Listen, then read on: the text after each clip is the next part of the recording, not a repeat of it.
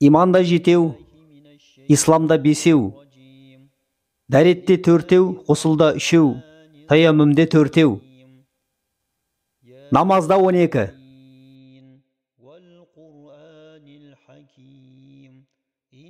Ассаламу алейкум, құрметті мұсылман бауырлар, каналыма қош келдіңіздер. Сіздерге бүгін Алланың жақсы көрген, Алланың ұнатқан ең ізгі амалдарды айтпақпын. Ең ізгі амалдар өте көп. Алла жақсы көретін амалдар көп. Оны фарыздардан бастасақ, алдыңғы жоғарыда айтқандай 40 фарыз. Өткен каналымда да 40 фарыз туралы айтып өткенмін. Енді негізгі мен осы жерде төртеуін айтпақпын.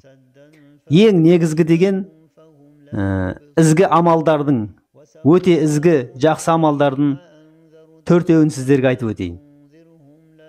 Ендеше осы бейнероликті соңына дейін көріңіздер.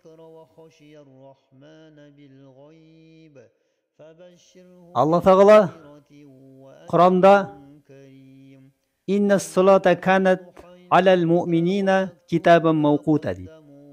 Яғни мүміндерге 5 уақыт намаз уақытымен парыз болды дейді. Яғни әр намазды өз уақытымен оқу ең ізгі амалдардан екен. Осы намазды 5 уақыт намазды уақытысымен оқу осы ең ізгі амалдардың біріншісіне жатқызамыз. Өйткені Алла тағала фарыз қылған, жоғарыда айтып өткен каналымда да айтқан 40 фарыздың ең негізгісі осы намаз еді. Намазбен дұға қыламыз, намазбен Аллаға мінәжат етеміз және барлық мұқтаждығымызды сұраймыз. Содан кейінгісі ата-анаға жақсылық жасау. Құранда да Алла тағала айтады: сендерге Аллаға серік қосудан тыйдым дейді. Аллаға ешқандай серік қоспаңдар, ата-аналарға жақсылық жасаңдар дейді.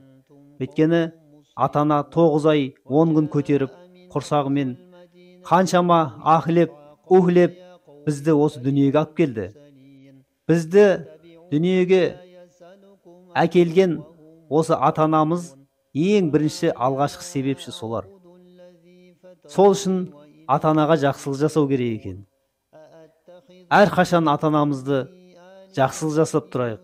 Қолдан келгенше қандай жақсылық болса да ата-анаға дөп жарасады. Және де Алланың сүйіктісіне айналу әбден ықтимал. Келесі игі істі, яғни жақсы амалдарды тұрақты істеу. Мысалға айтатын болсақ, намаз, 5 уақыт намазды тұрақты істеу. Және де одан басқа әр қашан садақа беріп отыру, жақсылық жасау, адамдарға жақсылық жасау, айналаға пайдалы болу. Осы ізгі амалды әр қашан тұрақты жасап отыратын болсақ, Алла да бізді жақсы көреді екен. Осы ізгі амалға, игі амалдардың ең негізгісін жатқызуға, осы садақа жатқызуға болады. Садақаны әр қашан үзбей беріп отқан адам Алланың сүйіспеншілігіне бөленеді. Пайғамбарымыз оған Алланың салауаты мен сәлемі болсын, әр қашан садақа беріңдер деді. Өйткені садақа бәлені қайтарады дейді. Сол үшін садақа берсек өте жақсы. Әрине, ол садақа бергенде адамның жүрегі мейірімге толып, айналасына нұрын шашады.